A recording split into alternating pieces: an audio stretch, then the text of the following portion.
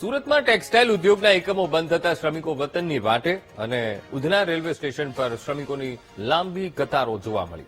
મધ્યપ્રદેશ, ઉત્તર પ્રદેશ, બિહારના શ્રમિકો પોતાના વતન પરત ફરી રહ્યા છે. કોમર્શિયલ ગેસ બંધ થતા ટેક્સટાઇલ ઉદ્યોગના એકમો બંધ થઈ રહ્યા છે. એકમો બંધ થતા શ્રમિકો વતન જવા માટે ઉપડ્યા છે. ગેસની અછતને કારણે શ્રમિકોને જમવામાં ખૂબ તકલીફ પડી રહી છે. ફાંફા મારવા પડી રહ્યા છે. મકાન માલિકો ચૂલો સળગાવવાની ના પાડતા હોવાથી શ્રમિકોને ખૂબ તકલીફ પડી રહી છે. તો વતનમાં પરિવાર સાથે રહી કોઈ પણ પરિસ્થિતિનો સામનો કરી લઈશું તેવો પણ મત તેમણે વ્યક્ત કર્યો. ઇઝરાયલ અને ઈરાન વચ્ચે ચાલી રહેલા યુદ્ધને લઈને હવે વેપાર ધંધા પર તો અસર પડી રહી છે, પરંતુ હવે લોકો જે સુરતમાં પરપ્રાંતિયો મોટી સંખ્યામાં રહેતા હતા, જે કામદાર વર્ગો હોય છે, જે પરપ્રાંતિયો છે, તે પોતાની વતન તરફ જઈ રહ્યા છે.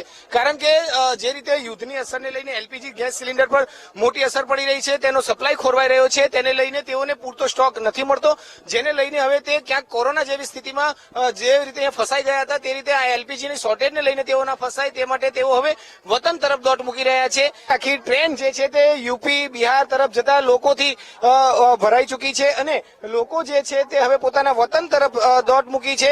જે રીતે અહીં જે ગેસની એલપીજી ગેસની કિલ્લત સર્જાઈ રહી છે તેને લઈને भैया आप बताइए कहाँ जा रहे हो आप? यूपी। क्यों जा रहे हो? यूपी क्या हुआ? गैस हम लोग का नहीं था, मिल नहीं रहा था, क्या करें, हम लोग भूखा मरे गए, इसलिए कहाँ जा रहे हैं. तो गैस यूपी में भी नहीं मिलेगा, ये सब जगह शॉर्टेज है. तो हम लोग का गांव पूरा देहाती एरिया है, हम लोग का लकड़ी वकड़ी मिल जाएगा. अब यहाँ से कहाँ से हम लोग लकड़ी घेरेंगे?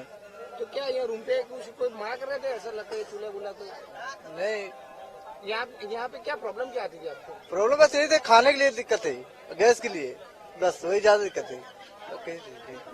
બિલકુલ, એટલે ખૂબ જ મહત્વની વાત અત્યારે જે છે તે સામે આવી રહી છે. अब कहाँ जा रहे हो आप? हम तो नहीं जा रहे हैं. आपके कोई रिलेटिव जा रहे हैं? कहाँ जा रहे हो आप? जाना गाँव. क्यों?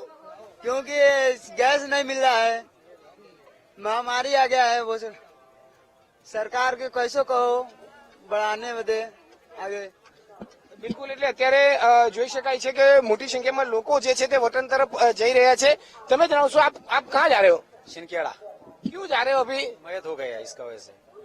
और फिर यहाँ पे जो गैस की किल्लत है इसके लिए क्या कितने लोग यहाँ सब बैठे हैं? अभी इधर से हम लोग 15 जन बैठे हैं, अब लोग जा रहे हैं गाँव. बराबर सिंगड़ा मयत हो गया, इसका वजह से जा रहे हैं. आए रहते तो बहुत है ना. બિલકુલ, એટલે અત્યારે જોઈ શકાય છે કે મોટી સંખ્યામાં હાલ આજે યુપી તરફ જતી આખી ટ્રેન જે છે તેમાં મોટી સંખ્યામાં લોકો જે છે તે બેસી ચૂક્યા છે. ભાગલપુર તરફ જતી આ ટ્રેન છે અને તેમાં અત્યારે મોટી સંખ્યામાં લોકો જે છે તે મુસાફરી કરી રહ્યા છે. બિલકુલ, અત્યારે મોટા પ્રમાણમાં લોકો જે છે તે ગેસની કિલ્લતને કારણે યુપી તરફ પોતાના વતન તરફ જઈ રહ્યા છે. કેટલાક અન્ય લોકો સાથે પણ આપણે વાત કરવાનો પ્રયત્ન કરીશું. આપકા નામ? सूरज विश्वकर्मा. कहाँ जा रहे हो आप? यूपी जा रहे, गुजरात. क्यों अभी अचानक यूपी जाना आ रहा है? सर वो गैस की महामारी को जैसे जा रहे हैं सर. अभी गैस तो यूपी में नहीं मिलेगी तो फिर तो उधर कैसे भी खा सकते हैं, लाकड़ा से भी बना के खा सकते हैं उधर. બિલકુલ, અત્યારે જોઈ શકાય છે યુપી તરફ જતી આ ભાગલપુર આ જે ટ્રેન છે તેમાં મોટી સંખ્યામાં લોકો જે છે તે પોતાના વતન તરફ જઈ રહ્યા છે અને આખી આ ટ્રેન જયારે સુરતમાં જયારે પરપ્રાંતિયો લોકો પોતાના કામ કરતા અર્થે આવ્યા હતા, મિલોમાં કામ કરવા માટે આવ્યા હતા, પરંતુ હવે જે રીતે ગેસની અછત સર્જાઈ રહી છે, તેઓને પૂરતો ગેસ નથી મળી રહ્યો, તેને લઈને તેઓ હવે પોતાના વતન તરફ દોટ લગાવી રહ્યા છે. સુરતમાંથી તો તેઓને ગેસ નથી મળતો, પરંતુ ગામમાં જઈને તેઓ લાકડા પર પણ પોતાનું ગુજરાન ચલાવી શકશે તે માટે અત્યારે તેઓ મોટી સંખ્યામાં રોજે રોજ જે છે તે સુરતથી યુપી તરફ જતા જોવા મળી રહ્યા છે. કેમેરામેન સજુ પારેખ સાથે ધ્રુવ સોમપુરા, વીટીવી ન્યૂઝ, સુરત.